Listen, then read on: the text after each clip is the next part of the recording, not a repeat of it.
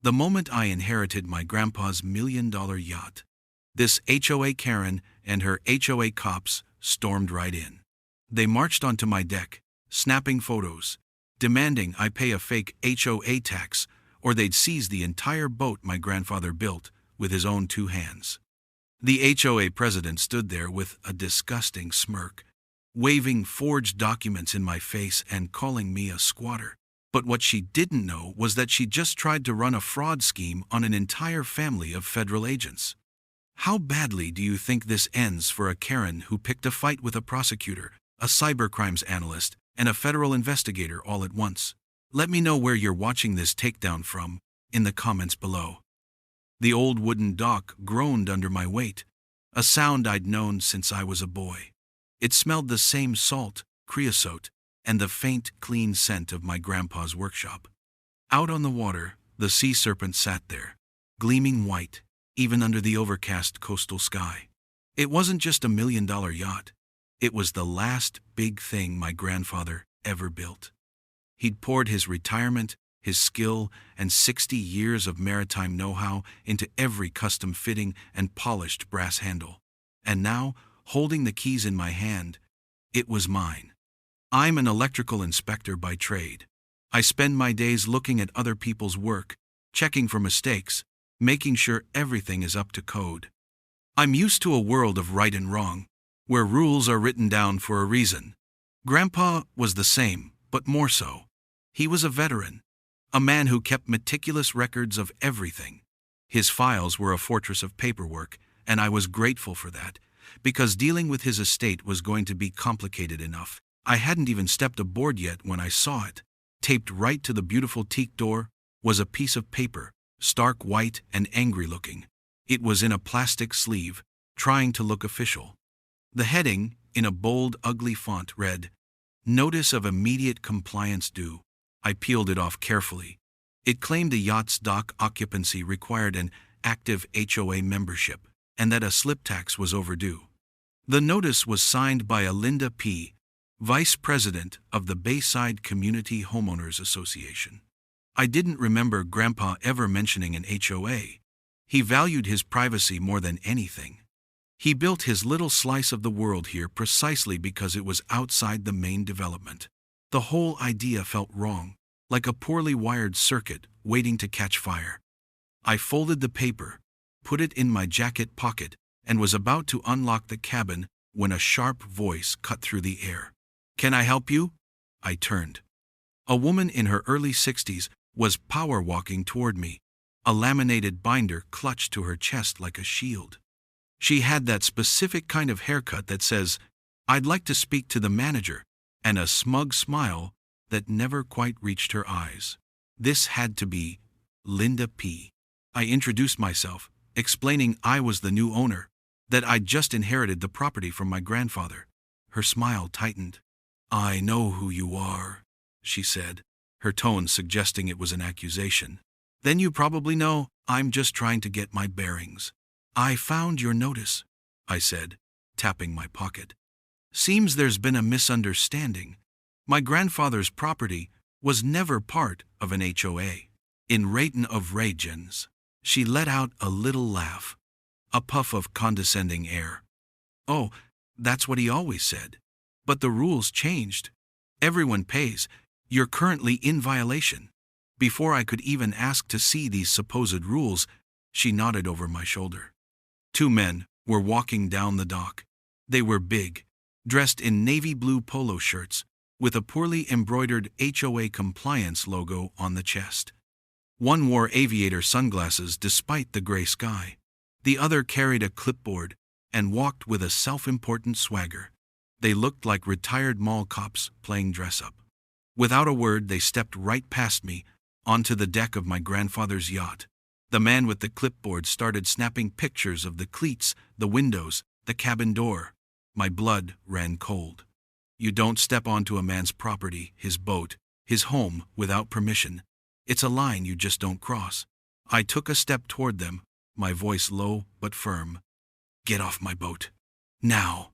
Linda just smirked. "They're authorized," she said. "We're documenting the violations." I turned to her, keeping my hands open and visible. I've seen enough tense situations at job sites to know how to keep things from escalating. Authorized by who? I asked. Show me the document that gives you the right to board my private property. She patted her binder. It's in the bylaws. Page 42. You're welcome to request a copy at the next board meeting. It was a complete power play, designed to leave me helpless. They knew it, I knew it. But they had the numbers and the fake authority. I wasn't going to get into a physical fight on day one. I stepped back, took out my phone, and called my brother Ray. Ray works in internal affairs. He's a federal investigator who spends his days untangling lies for a living.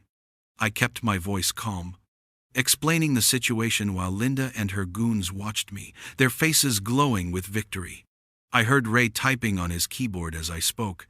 Mike, don't engage, he said, his voice flat and professional. Tell them you will correspond in writing only. Get their names. And call Tara. After I hung up, I did as he said. Linda gave me their names with a flourish, as if she were proud of them. Then they left, her 2 officers flanking her like a private security detail. As they walked away, I heard Linda say to them, "He'll fall in line." They always do once they see we're serious. The silence they left behind was heavy. I looked at the sea serpent, at the scuff marks their boots had left on the freshly varnished deck. A wave of anger, cold and sharp, washed over me. It felt like they had desecrated a memorial. I thought they were just overstepping. A classic case of a power-hungry HOA president throwing her weight around. But stepping onto the boat, inventing taxes, waving around fake rules, I didn't know they were already this far gone. My grandpa was a fighter. He wouldn't have stood for this for 1 second. And standing there, on his dock, I knew I couldn't either. This wasn't about a boat anymore. It was about his memory. My next call was to my cousin Tara. She works in cybersecurity for Homeland Security. When I told her the story, she just laughed. A short, sharp, dangerous laugh. An HOA Karen with fake cops and forged bylaws, she said. Oh, Mikey. She has no idea who she just messed with. Instead of going home, I decided to stay the night. The thought of leaving the sea serpent alone, vulnerable to Linda and her thugs, felt wrong. I needed to stand watch. Inside, the cabin was exactly as Grandpa had left it. Everything was neat, stowed away, and secured. It smelled of teak oil and old books. It felt safe, a fortress against the petty tyranny brewing just a few feet away on the dock. After making a simple dinner, I turned my attention to the footlocker tucked under the navigator's desk. This was Grandpa's ark. It held every important document from the last 40 years, all filed in meticulously labeled folders. He taught me that paperwork wasn't just a record, it was armor. And tonight, I was looking for a shield. I started with a folder labeled Property, Bayside Dock. The very first documents were the original deeds and surveys from when he bought the land in the 1960s. Tucked behind them, I found it. A set of official-looking forms from the county clerk's office, dated 1988, the year the main housing development was built. They were exemption forms. My grandfather's property was legally designated as a separate parcel, predating the Bayside Community Charter. It was explicitly, legally, and permanently excluded from any homeowners association. The paper was yellowed with age. The signature from the county official faded but clear. Linda hadn't just changed the rules. She had ignored the law. I kept digging. The next folder was labeled Correspondence, HOA. My heart beat a little faster. Inside was a series of printed-out emails from 2008. There had been a property boundary dispute back then, a new survey that the fledgling HOA tried to use to claim a piece of Grandpa's land. The emails showed a calm but unyielding series of arguments from my grandfather citing the original deeds. The final email in the chain was a settlement agreement, signed by the then HOA president, reaffirming the property boundaries and stating, for the record, that Grandpa's parcel was not subject to HOA bylaws or fees. He had already won this fight 15 years ago. A deep, quiet anger settled in my chest. This wasn't a new policy. This was a deliberate shakedown, aimed at the new owner they assumed wouldn't know any better. But the last discovery was the one that turned this from a simple dispute into something much darker. Tucked into a folder simply labeled Lions Notices was a single PDF printed out. The subject line on the page was chillingly familiar. "This is your final warning compliance fees." It was an earlier version of the same notice I'd found on my door, but this one was signed by Linda herself. At the bottom of the page, my grandfather's printer had automatically included a timestamp of when he had printed it. November 12. I knew from the HOA's own welcome packet, which Grandpa had kept for some reason, that the board meeting where they supposedly voted in this new dock tax was held on November 20. She had created and sent this final warning notice a full 8 days before the policy was even supposed to exist. It was a forgery. It was fraud. It was the whole case, sitting right there in a manila folder. I didn't sleep much that night. The quiet rocking of the boat was the only thing that kept me calm. The next morning, I was woken by a sharp, rhythmic sound. Bang, bang, bang. It was the sound of a hammer hitting wood, echoing across the water. I got up and looked out the porthole. One of Linda's compliance officers, the one with the aviator sunglasses, was hammering a bright orange sign onto one of my dock piles. Another sign was already posted on the pile next to it. They were violation notices, big and ugly, designed to shame and intimidate. I opened the cabin door and stepped out. Linda was standing back, arms crossed, watching her man work. She gave me that same smug smile. "Good morning," she chirped. "Just posting your updated fines. You're racking up $250 a day. Interest applies, of course." She was so confident, so sure of her own power. She thought her laminated binder and fake cops made her invincible. I walked slowly toward her, stopping a few feet away. I didn't raise my voice. I didn't need to. I looked her directly in the eye, letting the silence hang in the air for a moment. "Linda," I said, my voice as steady as a concrete foundation. "My family investigates fake documents for a living. You sure you want to push this?" For the first time, her smile flickered, just for a second, a flash of uncertainty. But it was quickly replaced by her usual arrogance. She scoffed, shaking her head as if I were a child telling a tall tale. "You don't scare me," she sneered, her voice dripping with disdain. "You're just a squatter with a boat." She turned her back on me and walked away, her cops following like loyal dogs, leaving me standing on the dock with her lies nailed to my property. She thought that was the end of the conversation.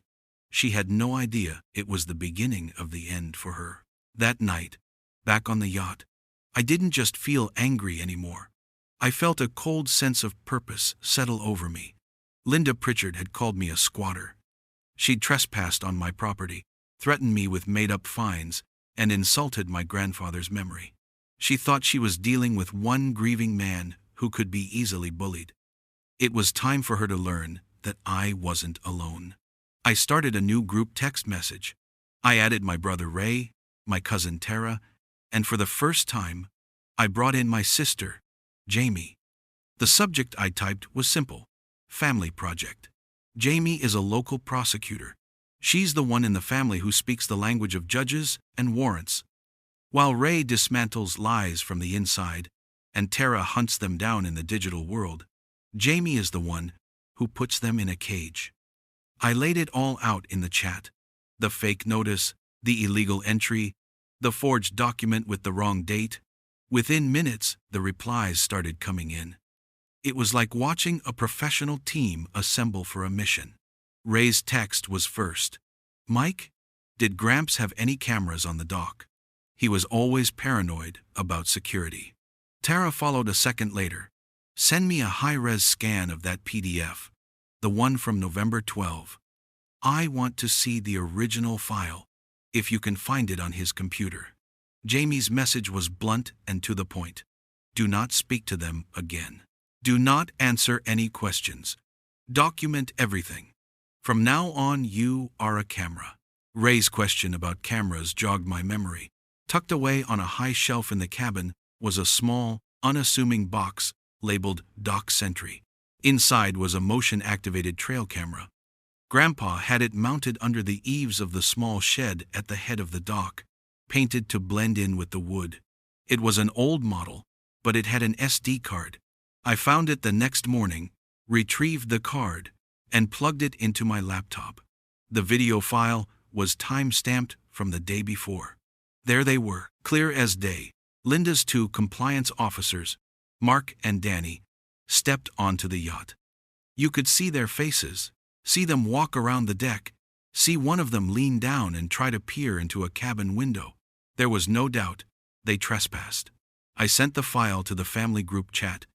Jamie's response was immediate. That's criminal trespass. In some states, it's a felony. We have them. Meanwhile, I had found the original PDF of Linda's warning notice on Grandpa's old desktop computer. I emailed it to Tara. 20 minutes later, she called me. "Okay, this is beautiful," she said, and I could hear the excitement in her voice. "This woman is a complete amateur." She walked me through it, explaining it in a way anyone could understand. Every digital file has hidden information, like a fingerprint. It's called metadata. It tells you who created the file, when it was created, and when it was last modified. My brother Ray jumped on the call. "You can check it yourself, Mike," he said, his voice calm and steady like he was teaching a class. "Find the file on the computer, right-click on it, go down to Properties, and then click the Details tab." I followed his instructions, and there it was, in plain black and white text. Date created: November 12, 9:14 a.m. Author L. Pritchard. Ray's voice was grim. She created the final warning notice 8 days before the board meeting, where she claims the policy was approved. A prosecutor would call that premeditated fraud, but the biggest piece of evidence came an hour later, from a different folder on Grandpa's computer, labeled Neighbor Watch.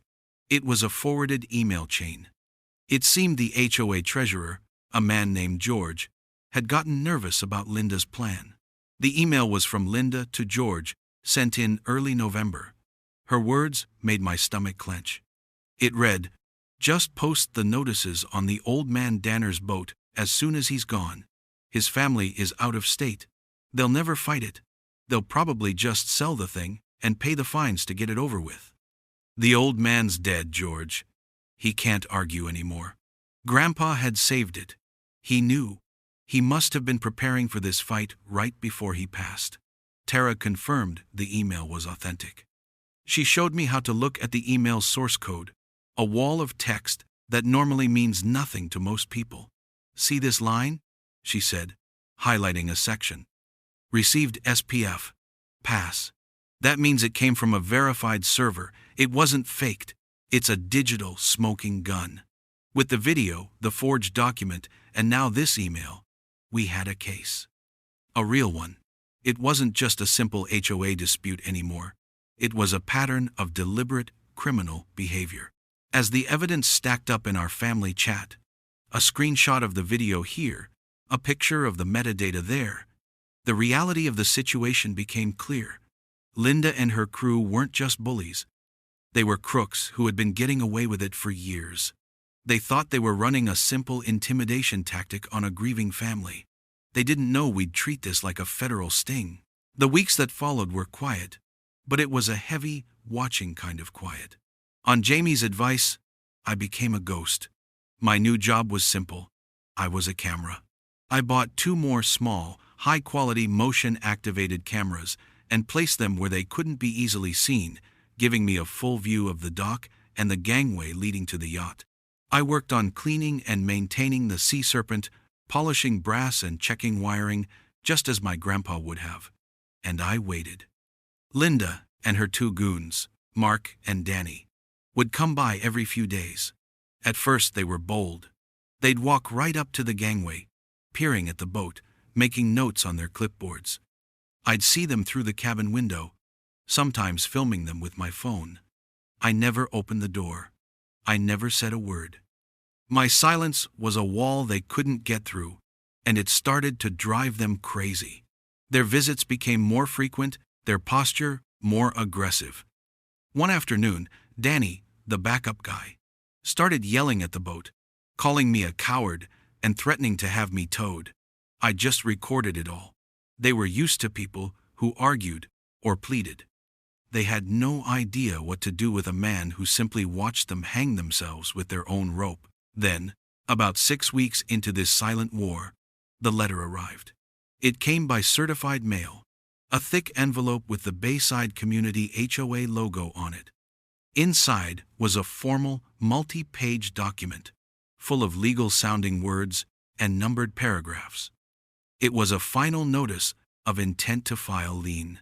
They were threatening to put a legal claim on my grandfather's million-dollar yacht because of their fake, unpaid dock taxes, which had now ballooned to several $1,000s with their made-up fees and interest.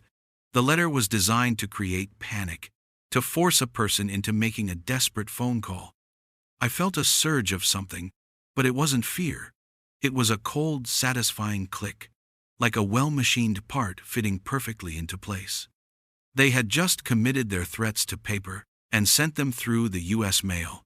I took a clear picture of every single page and sent it to the family group chat, with one sentence: "They're getting desperate." While I was playing the silent bait, Jamie was tearing their entire organization apart from her desk 100 miles away. She wasn't looking at their day-to-day nonsense. She was looking at their foundation. She started at the county recorder's office, pulling the official, publicly filed charter for the Bayside Community HOA. Then she compared it, line by line, to the copy of the bylaws that Linda had proudly posted on the HOA's community website. The filed charter was 22 pages long. Linda's was 25. She had illegally modified the official charter, adding in new rules and powers for herself, including the entire section about levying taxes on adjacent properties.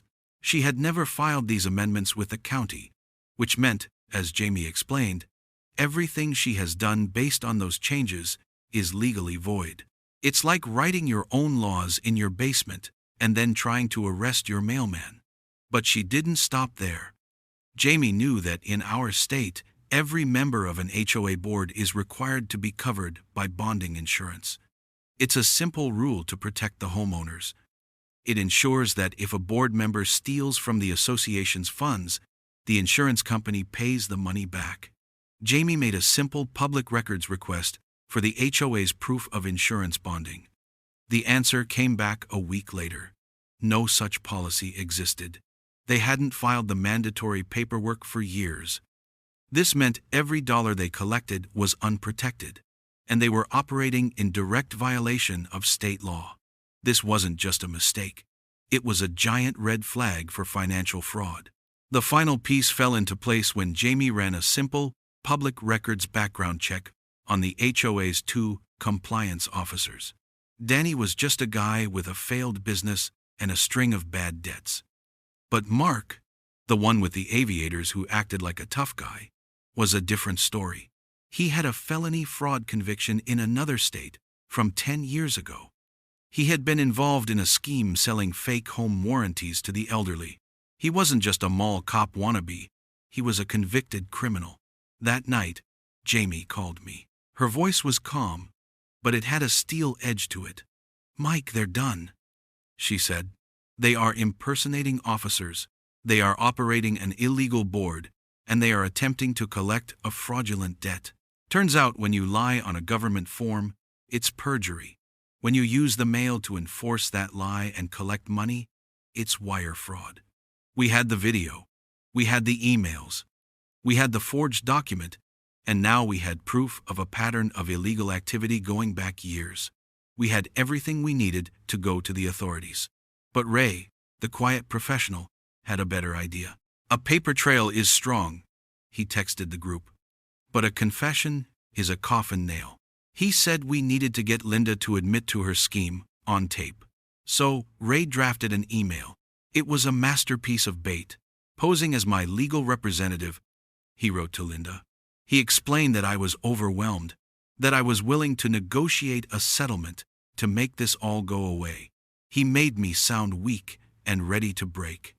He asked for one in-person meeting to discuss the terms of the payment. All she had to do was show up. 2 hours later, her reply came in. She was practically gloating. "Of course," she wrote. "I am happy to meet to finalize Mr. Danner's compliance. I will bring the final payment schedule." The meeting was set for the following Tuesday, right there at the yacht. The trap was laid. And Linda, blinded by her own arrogance, was walking right into it. The air on the day of the meeting was still and heavy, the kind of coastal morning where the water looks like glass and every sound carries. I sat inside the cabin of the Sea Serpent, watching the dock through a small opening in the blinds. I wasn't alone. Tara was with me, her laptop open on the galley table, a tiny, almost invisible earpiece in her ear. She gave me a quick thumbs up. The comms were live. 200 yards away, parked in an unassuming sedan in the public lot, was my sister, Jamie. She wasn't dressed like a prosecutor today. She looked like any other person enjoying the view, a coffee cup in her hand. But in the passenger seat next to her sat a uniformed county sheriff's deputy. And on the seat behind them was a thick packet of documents, each one a nail for the coffin. Affidavits, copies of the forged bylaws, the trespass video, and a court-authorized warrant. My brother Ray stood alone at the end of the dock, dressed in a simple button-down shirt and slacks, looking calm and professional. He was playing the part of my legal representative. In his pocket was a small, high-fidelity audio recorder that Tara had given him. We were all in position.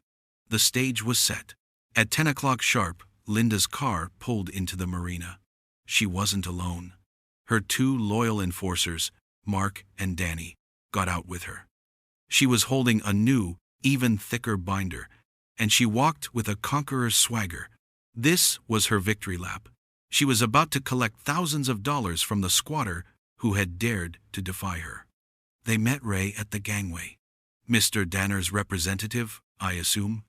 Linda said, her voice dripping with condescension. "I have the final paperwork here for his signature." Ray nodded politely, his expression neutral.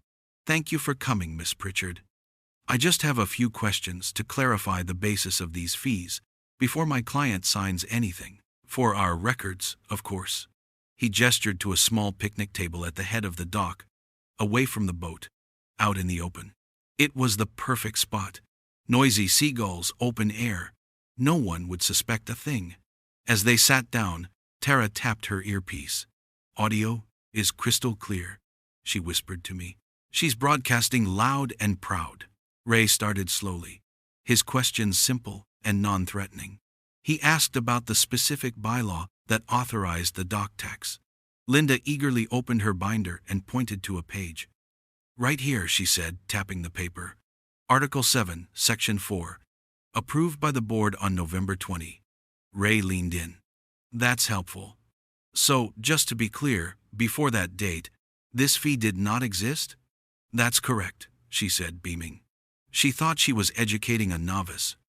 Ray then asked about the process for amending the HOA charter. "I'm a bit new to this," he said, feigning ignorance. "Did you have to file these changes with the county?" Linda let out a little laugh. "A fatal one. Oh, that's just a formality. We never filed the amendment, we just posted it on the website for all the members to see. It's a lot faster that way." Through the earpiece, I could hear Tara let out a slow breath. "Got it," she murmured. Admission of illegal modification of a public charter. Ray's next question was about enforcement. "Some of my clients' neighbors have mentioned concerns about compliance visits.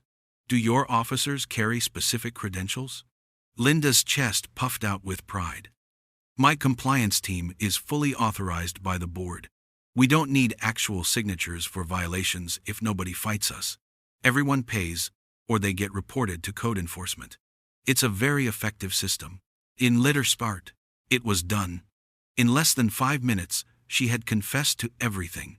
Creating a rule that didn't exist, modifying legal documents without authority, and running an extortion racket on her neighbors. Ray sat back and folded his hands. The polite, slightly confused representative was gone. His voice was now flat, cold, and heavy. "Thank you, Miss Pritchard. That's everything we need."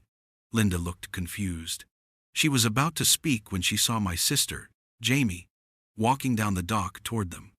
The sheriff's deputy was a few steps behind her, his hand resting casually on his belt. The color drained from Linda's face. She finally understood. This was not a negotiation. Jamie stopped at the table and looked directly at Linda. "That's enough," she said, her prosecutor's voice cutting through the quiet morning air. She held up her badge.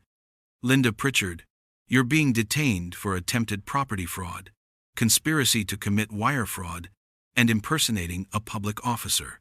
Mark and Danny just stood there, frozen, their tough guy personas melting away like ice in the sundae. The deputy stepped forward.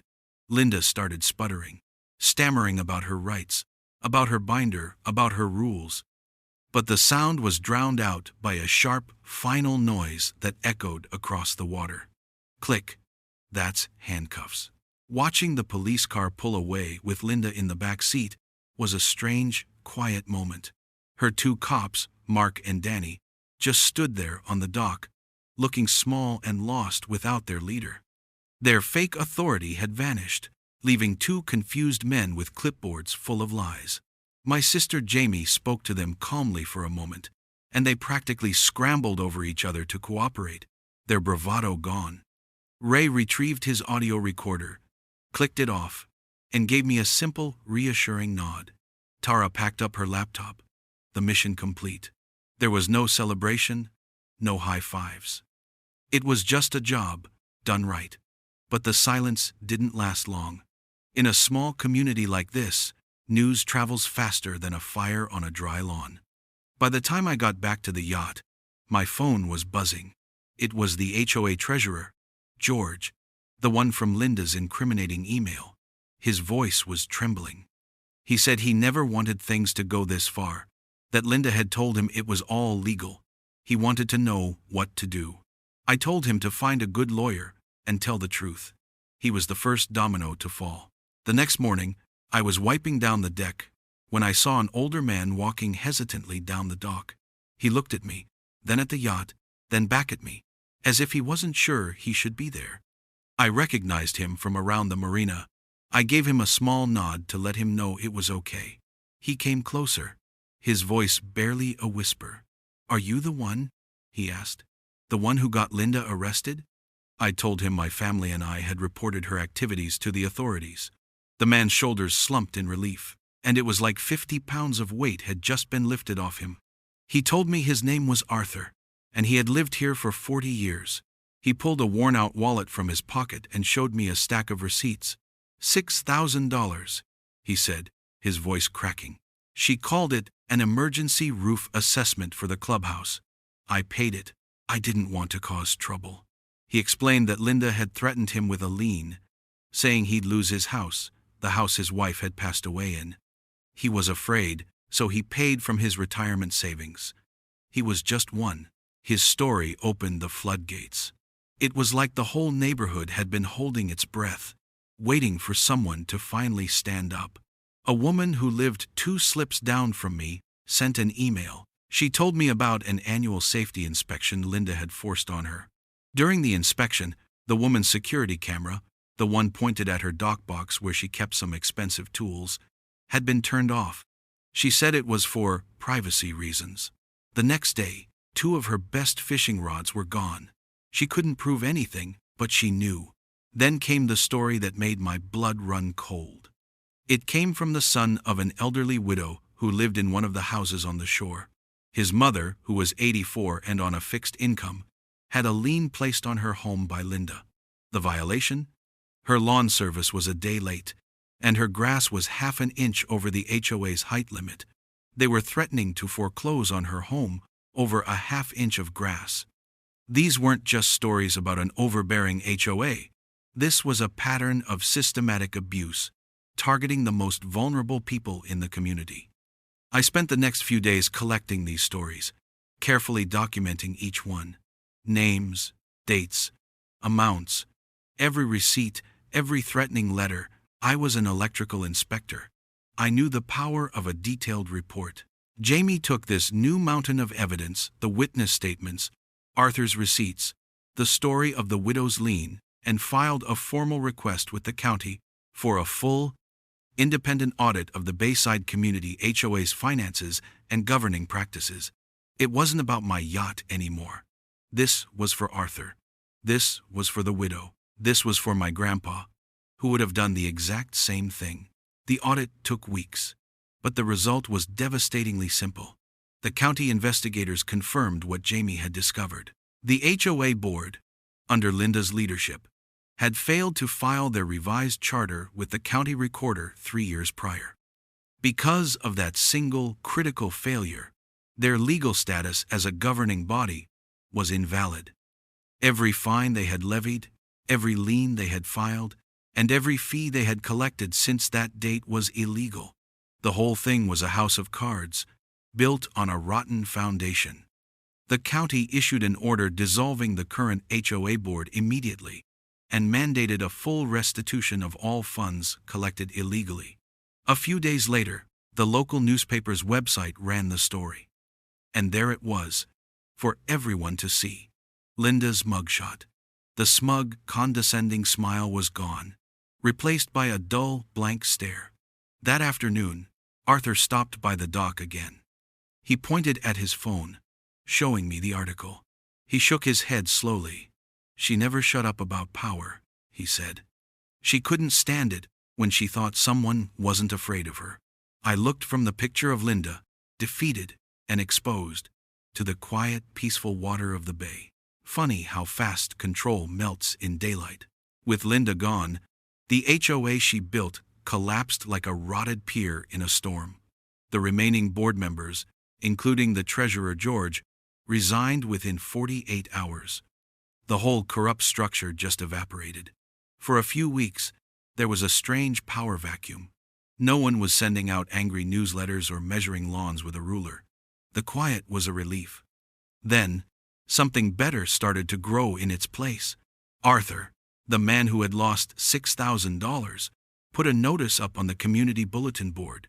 It wasn't a demand or a rule. It was an invitation to a meeting at the clubhouse to talk about what came next. Nearly everyone showed up. They voted not for a new board of directors with a president and vice president, but for a simple, volunteer-based community committee. Their first and only official act was to vote to dissolve the Bayside Community HOA charter for good. They replaced it with a simple neighborhood watch and a shared fund for maintaining the common areas, funded by voluntary donations. The reign of terror was officially over.